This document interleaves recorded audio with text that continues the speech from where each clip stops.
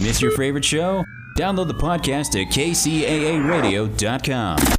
KCAA.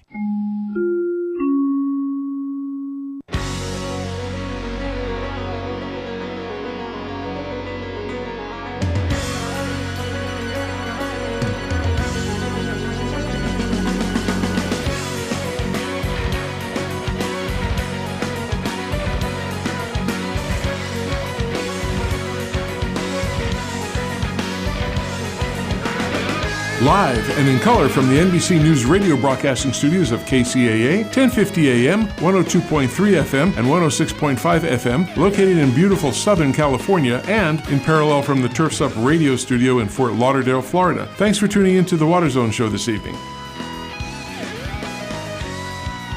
Well, a pleasant good afternoon to everybody listening. Hope you're having a wonderful afternoon, evening, or even morning, depending on where you're listening to this radio station.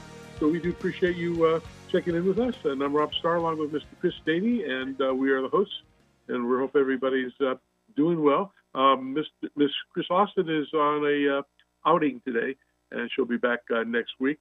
So Chris and I are going to substitute for that.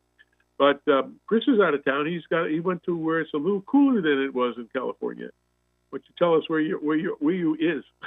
I can tell you that, Rob. So I'm up here in the great state of North Dakota. My wife's high school reunion is this weekend, so we're up here in the fine city of West Fargo, and I'm stealing my brother-in-law's Wi-Fi to do the show from West Fargo, North Dakota. Well, you're a good trooper. How's the weather up there?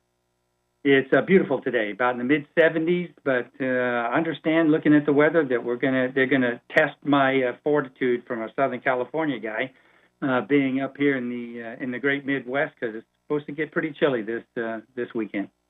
Right now it's 94 out here in Arizona land, and it's pleasant, and you can open the windows at night now and get a nice cool breeze going through, so that makes it nice.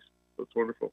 Well, as I said, Chris. Oh. You have an announcement about IA show coming up. I do. If you did, let me take a couple of minutes for that, because, we work in unison with the Irrigation Association a lot these days, Rob, and they're great supporters of the Water Zone radio show. So for those of you out there listening, if you're thinking about going to the IA show, please do so. You and I have been there how many years, Rob? Probably 25, 30 or more. Yeah. Kind of give away our age here, but if you're an irrigation professional, you've got technical skills, or you've got a need to learn technical skills in the landscape industry, it's the place to go. Mark your calendar. So the 2024 Irrigation Show and Education Week is happening November 4th through 7th. This year it's in Long Beach, California. So go there. You can join tons and tons of industry experts. There's hands-on training. There's technical sessions. There's people presenting papers and all kinds of stuff that's, new and on the forefront of the landscape industry, irrigation industry, water conservation, sustainability, climate change, you name it, it's all on the bill. To register, just go to irrigationshow.org, all one string, irrigationshow.org, and sign up. So you get the early bird rate if you do it by, I believe it's tomorrow. Friday is the last day for the early bird rate. After that, it's a little higher. Full bore. And if you're in the landscape business, aside along the irrigation, they have lots of reading material, textbooks, and information about all kinds of technology and how to do audits and how you can become certified. You can go to just irrigation.org, O-R-G, and look at what they have. Anybody, whether you're in the association or not, you can purchase the items. There's lots of good tech books. Talk about how to lay out a real irrigation system, how to repair, all kinds of things, and how to do audits. And it's a good way to get the information. It's probably the best place to get anything to do with irrigation, more than any bookstore or any place else. Just go to them and take a look if you want to improve your skills and your money that you can make. Get certified in some of the different areas they have, and it's a good living. It's a very, very, very good living. So that's good. Yeah, they've even got classes, Rob, on how to run a contracting business, or right. How to run a paver business. So it's not just irrigation; it's also hardscapes, right? Landscapes, yep. hardscapes, lots and lots of stuff, tons of classes. I mean, I looked at the roster. There must be, I don't know how many there are, but there must be 50, 60 classes listed. Yes. So if you just want to brush up on your abilities, get some new training, or if you know anybody who's looking to enter the industry, encourage them to go. Yeah. Well, Chris, I've been reading the news that Ms. Austin sent out this morning, and we talked on a previous show about AT&T and over in Lake Tahoe. I guess they have a lot of buried cable that's lead, and so AT&T agrees to settle case over the abandoned lead cables that they left. And that's been going on for years. I think so, and I think they struck this agreement back a couple of years ago, 3 years ago in 2021, actually is when the communications giant, agreed to remove those cables, but it was paused because of, other environmental issues and stuff like that, but I think they've got that worked out now. Here's my question. I mean, it gets cold up there in the wintertime. I couldn't find out how long it's going to take to do this project or what's involved in it, but I would think. Do you know how much lead is in there in Lake Tahoe? I do not. Do you? Yes, 68 tons of lead. Yeah. So that's going to take them a little bit. I thought you were asking me length of cable. Yeah. No.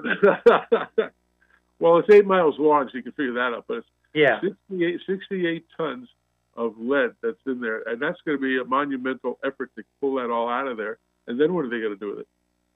Yeah, there are a ton of people involved in that, right? California Sport Fishing Protection Alliance was one of the big guys that were looking at doing that, securing AT&T to remove that toxic lead phone cables from Lake Tahoe, and several other conservation and environmental groups were involved as well. So it's a big job, Rob. Big job.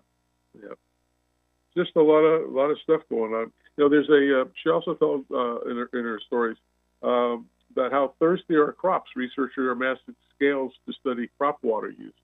And I think that's good. I think there needs to be more information gathered and given to the public so they understand what's going on, instead of California saying, well, we want to get rid of a lot of agriculture. That's a lot of money, revenue that they're going to lose if that happens. And so accurately knowing how much water they need is important, so they can start setting a water budget and things of that sort for the ag world. Ag, as I've always said, is the backbone of America. And if you get rid of ag, everything's going to come higher and higher and higher. Then we're going to have to start importing everything from other states. And, fuel costs is up, 50% now. And who knows where it's going to. And I don't know what's going to happen. It's just a little scary situation. Yeah, well, for ag, energy costs, pumping costs would be a real hurt to farmers to do that, right? Not just in the Central Valley, but also in Southern California, Rob, in the Imperial Valley, south, because most of that water comes from the Central Water Project and from the Colorado River. And both you and I know, and I've had many guests on here about the hit that water takes from a cost standpoint, just from power and energy to move it. Right. That's one of the biggest costs. And, when working with companies or consortiums like we have with ConocoPhillips and New Mexico, they want to put plants in to produce water, clean up the dirty water, clean it up, put it back into the service. Because that's all the water we got. What we have is all the water we're ever going to have. It's never going to be different than that. And so, the future holds some really bad secrets that nobody knows the answers to. And, we try to fight the battle every single day to see what we know. But I think having a good, accurate determination and identification of how much water really is used, and I think there should be a lot more rebates going back to the farming industry for them getting into more smart irrigation. The big companies, yes, they do. And, I find a lot of smaller, we're going to have a local farmer come in here. It's called the Kerr Family Farms in the next couple of weeks. And they're going to talk about the water issues and things. In fact, the lady who owns that business, she's also a Arizona state senator. So she knows a lot. She's written a lot of legislation and things about that. So that should be a good show with that, and get her perspective as just as a farmer and a dairy ranch owner. What's going to happen down the road with all these issues that are going on? It just takes forever them to settle it. Yeah, Kerr Family Farms, a big organization. That'll be a great interview we have on there. I had a chance to talk to a colleague, one of my wife's friends up here, whose family are farmers, and had a great conversation this afternoon about all the people who are doing tiling on the farms up here. Right, that's putting in drainage pipe in low areas where water collects when it rains, and storing that, using that water, keeping it, not just letting it go into a creek and go down, but they keep it, they store it either in a pond and use it later for irrigation. So I got his phone number, Rob. Don't worry. So I might give him a call. See if he's interested. Behind the scenes that you and I see with the people that we talk to, how much effort the farming industry is trying to do the best to conserve water and use it more wisely. I don't think they waste it on purpose. It depends on the crops and the time of year and all those other things. But I think it's important for the public to understand what they got to go through. And especially in California, when they start saying, well, we don't want the cows here. It's a flatulence. We don't want avocados. We don't want almonds because they use so much water, blah, blah, blah. That's taken a big chunk out of the state revenue. And not only that, but also workers. There'll be less workers if they don't have farms. So well, I think you're right. And just another part of the conversation from this afternoon, I have to say, that I think it was this new, younger, more tech adept folks that are coming in and farming, especially, right? They are adopting to new technologies quickly, much more quickly, I think, than their predecessors did.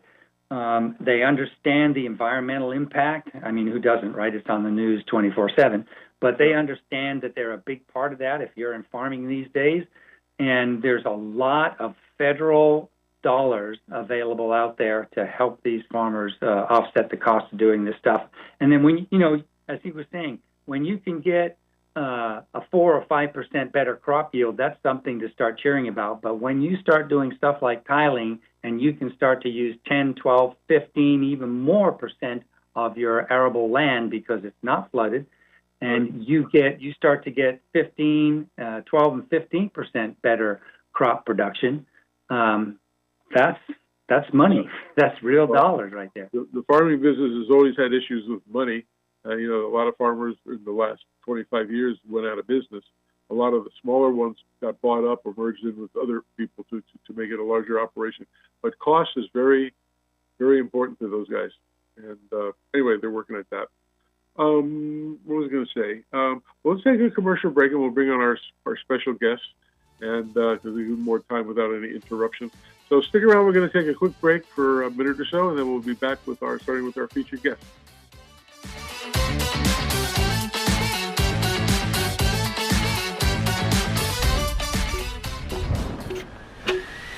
Hello, you're here because you want to grow your business and you're interested in seeing how adding outdoor lighting installations as a new service offering might help. Not only is adding lighting an easier way to add new revenue, it's also a great investment for your homeowners, increasing their property value by up to 20%. And because customers can easily see the difference lighting makes, they're likelier to sign on the dotted line and then brag to their neighbors about it, increasing your profitability. So how do you get started? Well, you've already got a truck, you've got most of the tools, and you also have a full list of prospects.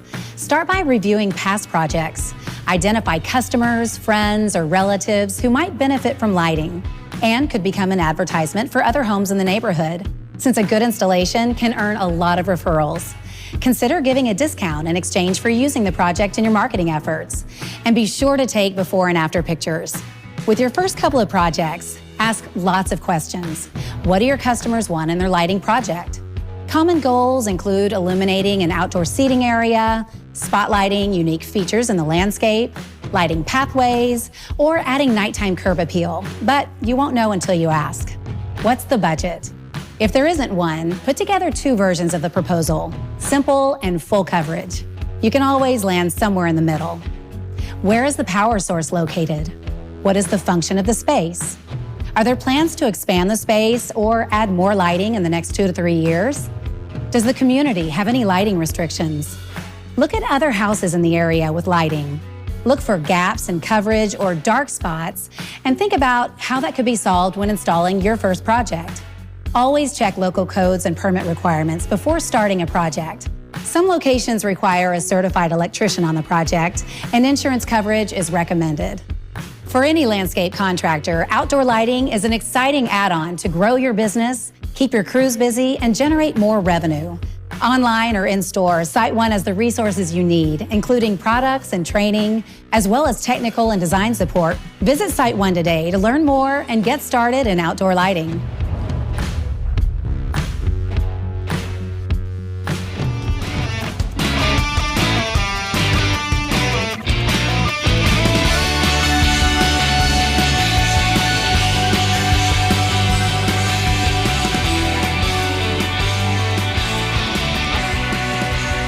Welcome back to the second half of the Water Zone Show. I'm Rob Starr along with Chris Stady, and we're going to bring on some really heavy guests, and I don't mean heavy in stature, heavy in heavy that they club. You got to watch words these days. People misinterpret. So, and they're very nice. I met one of them, but I haven't met the second one. But I'm going to let our friend Lou Benden, who heads up Flycatcher Marketing, bring on his friend. Go ahead. Hi, Rob, and thank you so much. I've been insulted by better people than you before. You want me to do a do-over and make it worse? No, that was fine. I'll remember it. Okay. Anyway, thank you so much. I've been involved with a group of people who are really focused on the decarbonization of the water industry. And today we're going to be talking to one of the industry leaders in the state, who's the chair of the California State Water Resources Control Board, aka the Water Board, which is responsible for regulating all the water in California. But the issue with decarbonization struck a chord with me because what I learned, well, obviously, the mission of water utilities is to provide a secure source of clean water on demand to customers. It doesn't matter what utility you're talking about. It's essentially the same mission, however you state it. And the problem is that climate change has a direct impact on their ability to achieve their mission because it makes water supply less predictable. And they're all about being able to predict supply. So why is decarbonization important to the water industry? It's because the water industry is part of the problem. To acquire, pump, treat, deliver water to your homes produces about 5% of the carbon, of all carbon produced in the world.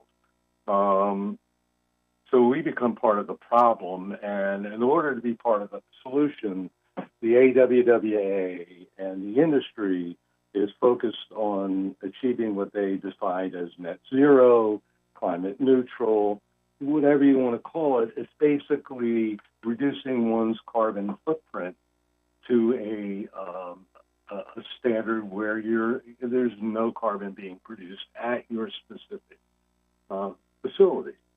Some of us thought 2050 was a tad too long, and we started pushing for a date of net zero for 2035.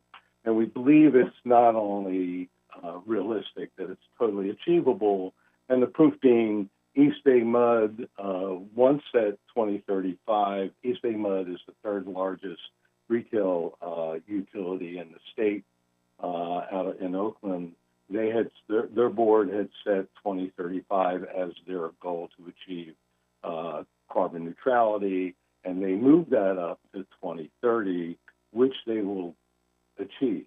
LADWP has set 2035. So how will they achieve it? Well, through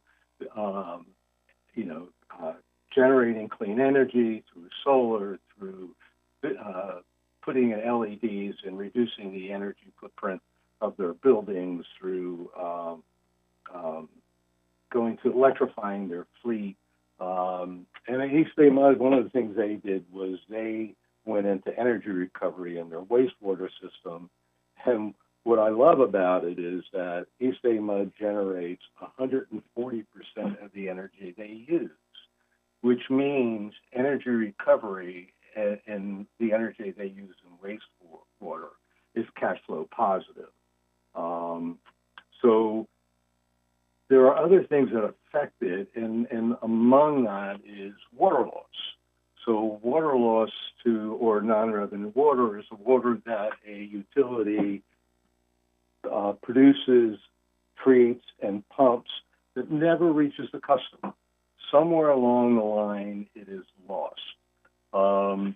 And so what do you do about it? Well, the solution is water loss control, which is pressure management, which is data, which is DMAs. But all of this and all these efforts, while they cost money, wind up generating revenue and reducing costs, generating revenue which reduce costs for the end user and the customer. So that's the why behind it. The what is the tricky point, and what's holding us back seems to be one of the things we have to deliver. We know how to reduce carbon. We know how to reduce carbon footprints. But getting utilities to overcome the many barriers that they face is really the trick in all this, and getting utilities to want to do for it. And at the end of the day, figuring out ways to pay for it is, always a concern. There's competing initiatives, and there's limited budget, and not every utility has the budget and focus of like a East Bay Municipal Utility District or Los Angeles Water and Power. It's just not the same.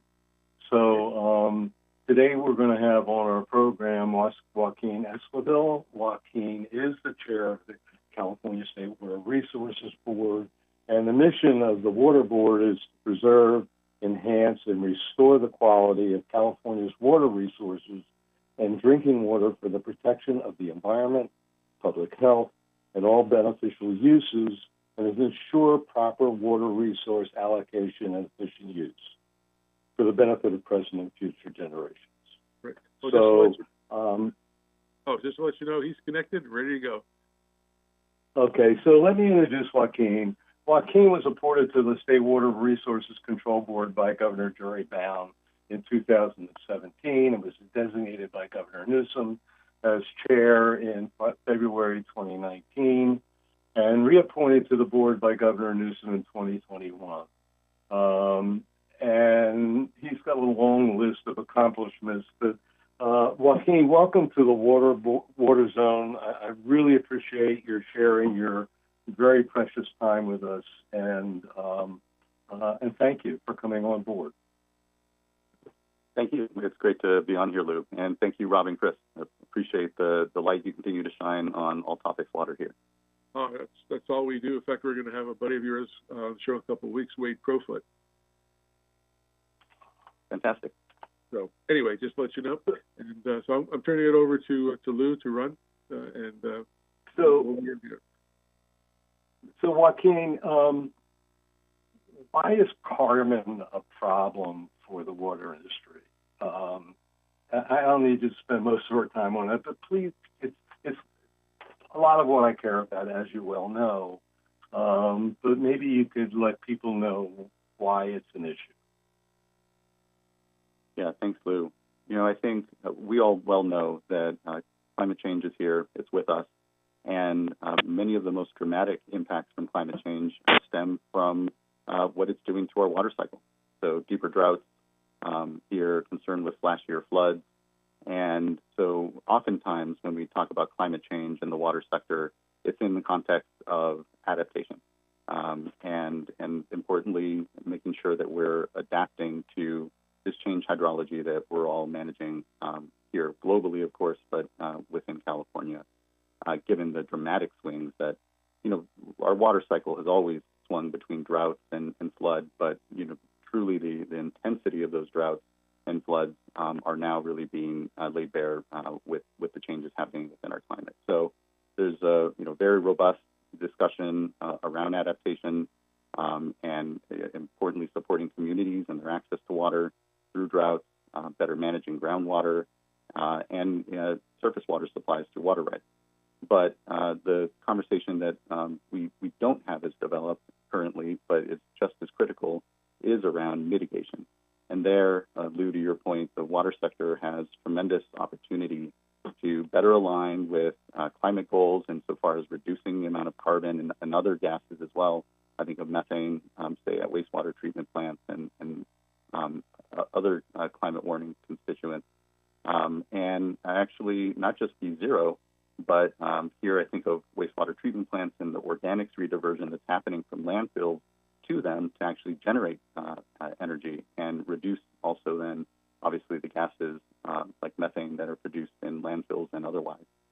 So really trying to wrap our arms around this, and to your point, there's great leadership within the state. Many of our larger, more well-resourced water agencies are really leading the way to think about our water systems a bit different, reduce, again, the amount of carbon and energy usage as well. Ultimately, we talk about the energy-water nexus, and that is an important way to view the ability for the water sector to contribute to these climate change goals that we're all embracing and figuring out how best we can implement. But there's kind of a number of different policies as well and regulations that the state board has adopted that help move and bring momentum to that, including water loss standards. Here recently adopted conservation standards as well, where water budgets were set for the largest water agencies, so that we continue to move ourselves in a direction that again is importantly adapting our systems, but also thinking of ways that the water sector can mitigate. Yeah, when we're talking about carbon, we're talking about energy, we're talking about the cost of energy. All of those costs are borne by the ratepayer. At the end of the day, they pay for everything because the utilities are not in the business to make a profit. So you talked about two things, and they're both hot buttons for me. Let's start with water loss. Water loss and the solution to water loss also known as non-revenue water, is the water that's pump produced and treated and never reaches the customer. It's also a direct contributor to climate change, and there's so few states in the country that regulate water loss that it's exciting that California has taken a lead with it, because all that water lost is a direct contributor to carbon and climate change. So talk to me a little bit about your water loss program at the Water Board and how it's working. Because as I understand it, in the states that don't have regulations where utilities are not managing their water and water loss effectively, that the size of water loss is, 30, 35%, or even higher. So talk a little bit about your water loss program and how it's working, what's not working, and what needs to happen to make it work better. Yeah, I appreciate that.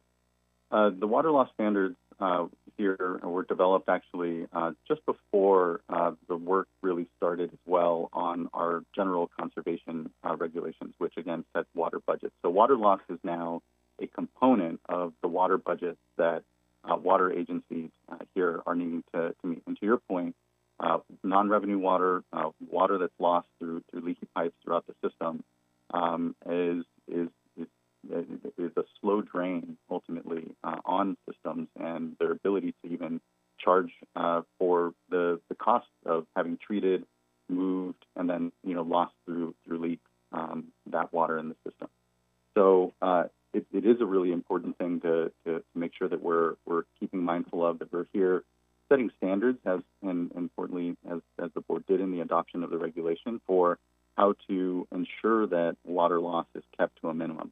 The regulations take into account the size of the system, the miles of pipe that it may have, and really works to provide the basis for the system to wrap their arms around the issue, first understand how much water loss, how much leakage is happening within that system, and then strategies to begin to bring that down.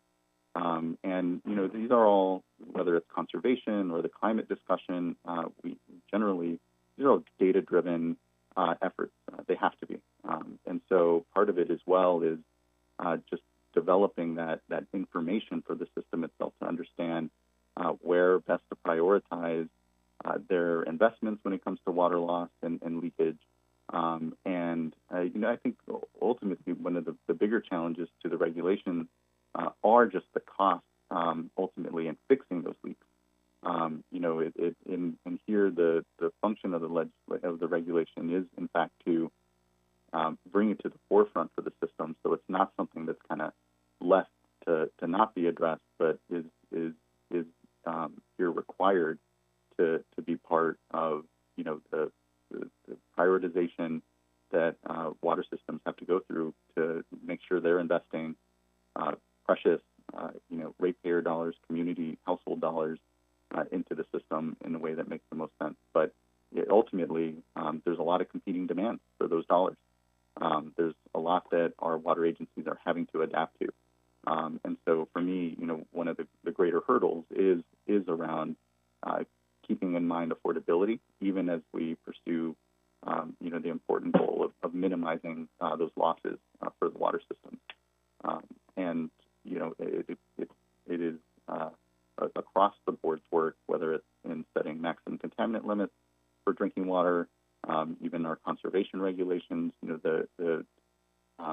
These all compete ultimately for what are limited ratepayer dollars. So the ability, though, to quantify the climate benefits in the reduction of carbon emissions and other emissions, I think is really critical, because it starts to open the door for an avenue of funding for this critical work that's going on that isn't just dependent on community ratepayers, but instead can draw down potentially funding that's going out to help reduce the amount of carbon emissions. And I think it's kind of hand in glove an important strategy, and is why the regulations are critical, because it sets the agencies up for being able to demonstrate those reductions, to have verifiably those numbers, and to potentially find other sources of funding. Hopefully, is the thought.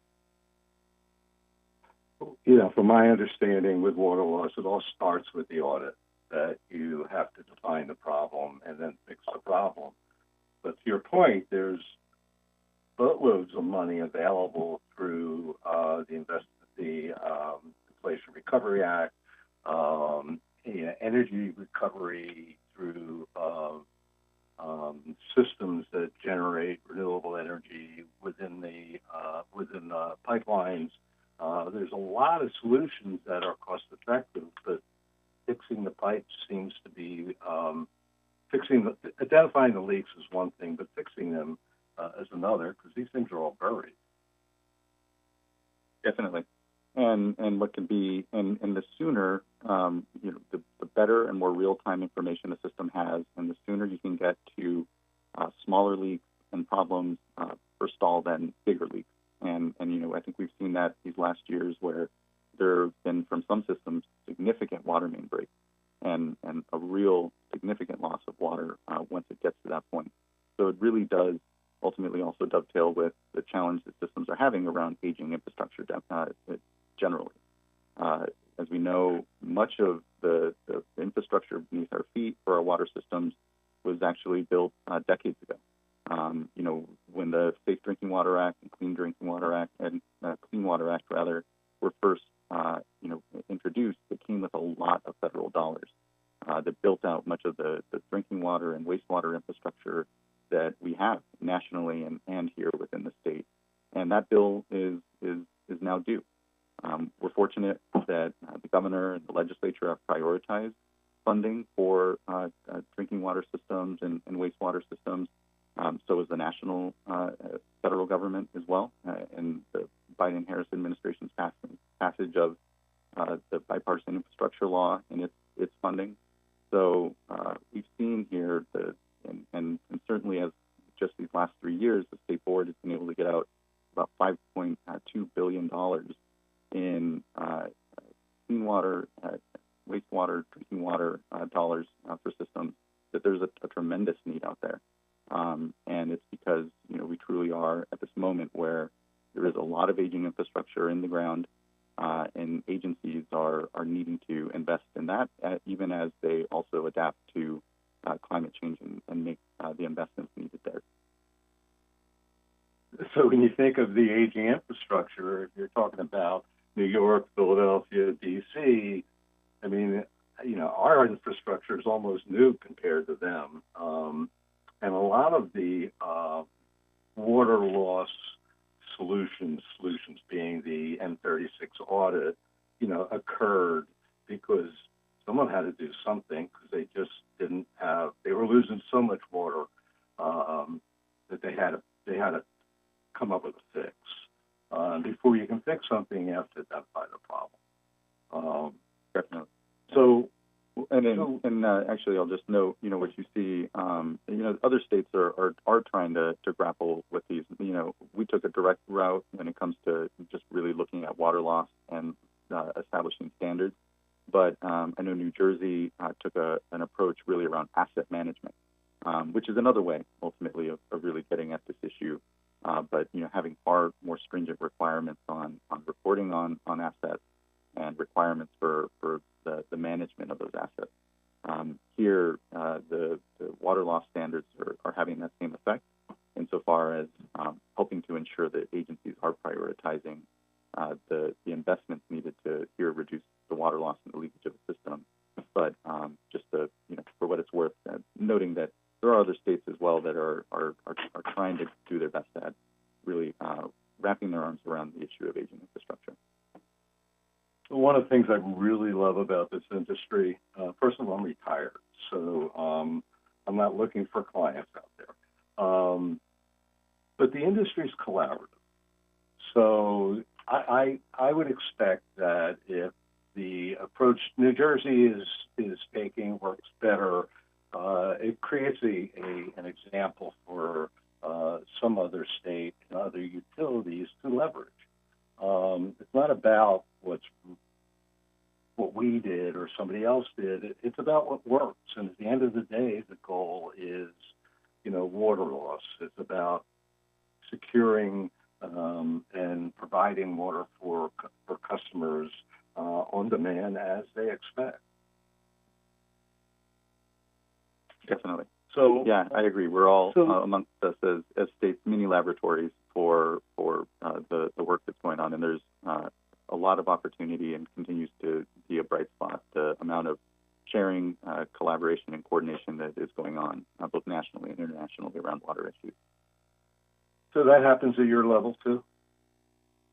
Definitely. I'm fortunate to be an appointed member of the Western States Water Council and also the Salinity Forum for the Colorado River, where these issues often come up, and there's an opportunity for us to all information share basically on what we're all doing and what new innovations are coming out, and to your point, keeping an eye on the effectiveness of those innovations, both regulatory but also just outcome-wise. And I think that's where, I feel fortunate to be part of those institutions. Talk to me a little bit about the water budgeting program. I worked with utilities for 10 years, and among the programs I worked on was landscape water budgets. And I know Rob and Chris are very familiar with it because they come from the landscape space. And the big issue was utilities were requiring homeowners, but large water users specifically on the HOA side or the commercial buildings to manage their landscape to a budget, which include climate appropriate landscapes and then efficient irrigation, fixing your leaks, etc. How is what you're doing that much different than we've been asking of the end user? Not too much. On conservation, I think we have to note that it was really the late 80s, early 90s drought here in California that spurred the birth many times and the growth of conservation programs throughout the state, particularly in Southern California. So water agencies have been at conservation for a while now. And as we all saw, it was the 2012 to 16 drought where Governor Brown put in mandatory conservation that I think we further explored that capacity for further conservation in the state. But what was born out of it was some frustration that the board and the state really then took kind of a one-size-fits-all percentage approach as opposed to something more nuanced that took into consideration climate variability and hydrology variability throughout the state, and the number of service connections or people or population served, et cetera. So what then was born out of that was really just everyone's acknowledgement that Californians really learned and took to heart the ability to conserve and the need to set us on a course on the long term for conservation, so that we all knew what we were aiming for, what we as a state and as water agencies were looking to expect. And so the legislature then developed the two bills that ultimately became making conservation a way of life legislation and the regulations that the board then passed. And so those regulations that the board just earlier this year adopted set out, again, water budgets for water agencies. And there's several components. There's an indoor standard, there's outdoor standard, there's, again, as we talked about, there's also the water loss regulation that was previously adopted that's kind of part of those budgets. And then also importantly, there's variances and considerations for different like swamp communities that are dependent on swamp coolers, say, or the need to make sure we protect recreational fields and grass. And so a lot of work went in these last years. The legislation, I believe, was passed in 2017, 2018.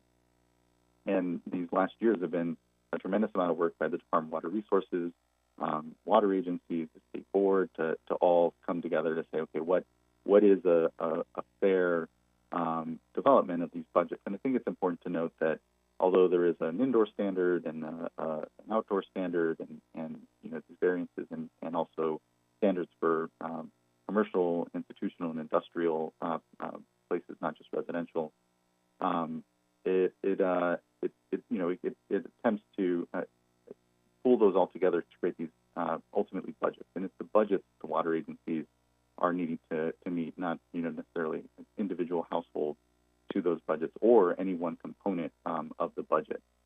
It is meant to provide the flexibility for water agencies to really decide for their system where best to make investments and in reduction across what are a number of different places and strategies. It may be that there's still a lot of toilet replacements that can go on, or rebates for more efficient appliances indoors, or it may be, and because it is a more significant part of the budget, around incentivizing transitioning landscapes so that they're really climate adaptive and reflect the hydrology that we all are in, meaning more native plants and ultimately can be sources of reinvestment ultimately in communities that are really needing that as well as transition. So again, the legislation was born out of a history of conservation here within the state, and really does take a data-driven, nuanced approach to setting these water budgets that can accommodate for the different hydrologies that are many different urban water agencies exist within the state. Lou, can I ask one you of the problems? Sure, go Sorry. ahead, Rob. Hi, Mr. Esquivel, thank you very much for joining us on the Water Zone. I have a question for you, though. Just so you know, I come from and still am employed by a large irrigation equipment manufacturer, and I worked a lot with your teams doing public comments and things for Sigma. So my question is, and I know you do this for toilets, if somebody sells a house in California, it has to have a low flow toilet. And I know on the irrigation side, when we talked about all the regulations with all the stakeholders and some of these meetings that went over a year or two, I agree with them. The only question I have is, so what happens when somebody puts in a system and it gets audited and it's correct to the specifications, and 3, 5, 10 years later they sell it and it's not to what it was? It's changed. And I had an experience. Our company had an experience, and so with our other large competition, where they put about 100 smart controllers in these homes in this other state. I won't mention who it is. And after they did an audit, they identified problems, they fixed all the irrigation, they put in a new smart clock and all of this. And after a year, he was going to make the water agency was going to make a presentation to Metropolitan Water District. And when we got there, we found out that he said everybody failed. It didn't work well. And then asking some questions saying, well, did anybody go back to the facilities or the homes and check that they haven't done anything to their controller? Because people like to see watering every single day. And if, using a smart controller, you don't have to do that. And it won't do that unless it's needed.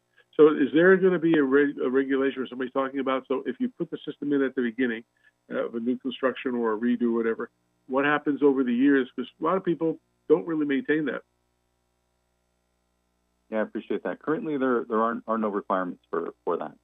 And what I hope that these discussions do is raise as you folks go through transactions, either selling or buying homes, that it is part of the thoughts and consideration of and especially because during the transaction of home selling, that's the best time to make sure that things are upgraded and working properly. That becomes more of an expectation. But on the regulatory side, it's not currently a requirement, but you bring up a good point insofar as how it's certainly a needed discussion when properties are being changed hands as to what the state of those irrigation systems are.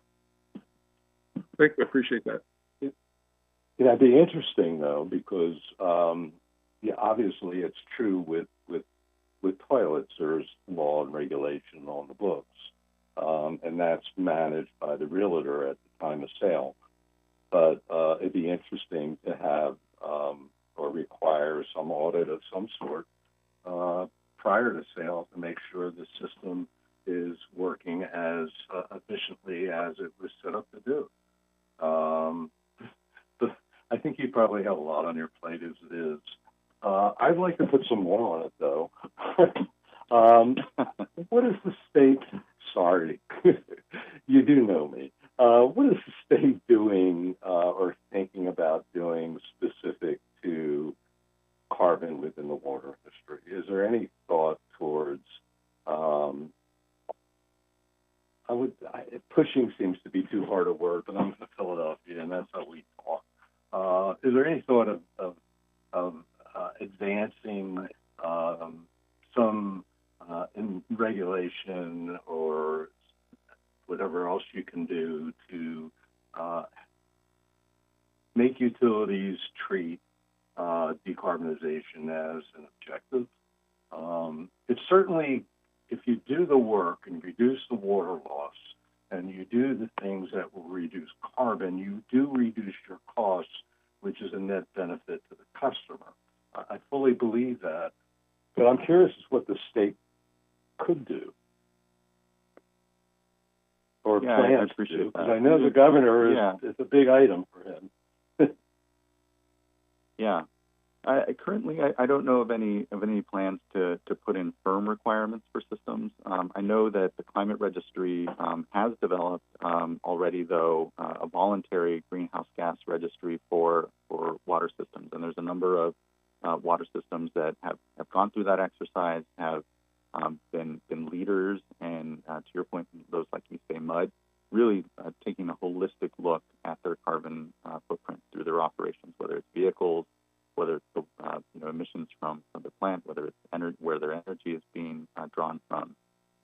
And I think right now we really are in the sort of incentivizing phase of a lot of this work. I know we have huge financial tools at the state water board, the state revolving funds, both for clean water and drinking water.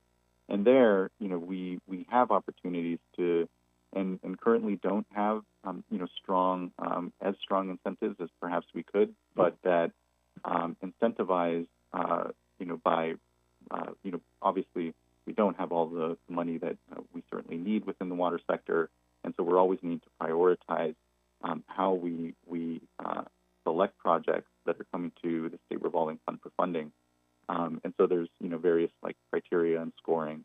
And, there's an opportunity there to say, what does it mean to add additional points when, so that as systems develop these projects and come to state funding for it, start to work in some of these aspects, again, of reducing carbon and providing, some points, if you will, in their scoring so as to further incentivize. So I think we really are at the moment in an incentivization mode where we're really looking at our programs and our work. And, there are things like our water loss regulation that are, creating a bit more requirements and getting at, the issue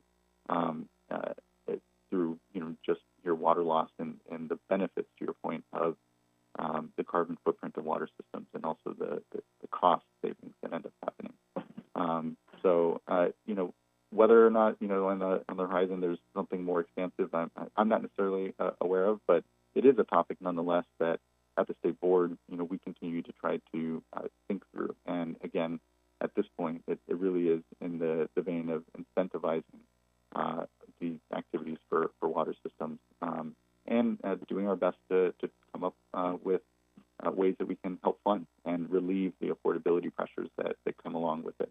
Although, again, these activities, decarbonizing and, water loss, et cetera, actually have the benefit of doing the same insofar as helping reduce costs at the system. So, So outside of regulation, outside of funding, what more can you do to advance this conversation with utilities?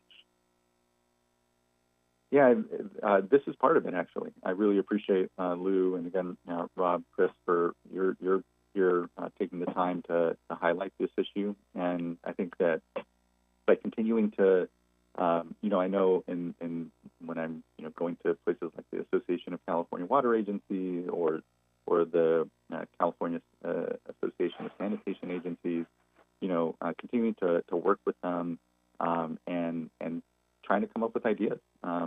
Here, whether again, not just outside of funding or incentivizing, but other ways that we can be looking at our existing programs, even in this light of helping to transition water systems to be both climate adaptive and mitigating as well the climate challenges we're facing. So it is a lot of just continue to further unpack and discuss this issue both in the public and at conferences that I think we're still generating a lot of good ideas. I'll say as well, the state board is actually in the middle of redoing our climate resolution. The board had previously adopted a climate resolution that was really kind of a list of actions that we were going to take. And we're really seeing the need to really build a framework, if you will, for the way the state board might view its programs and its actions in the lens of climate change, and better flesh that out as something more of a living document. So that's something we're in the middle of a public process around, and I think it affords an opportunity to further unpack those issues. Great. I don't mean to interrupt, but we have to turn it off to NBC NewsHour. We do appreciate Mr. Escobedo coming on the show. A lot of people from your agency have been on our show over the last 11 years. So thank you very much. And the most important thing that Chris and I tell everybody is please help keep your planet blue. And if you like green, you got to have blue. So have a good week. NBC News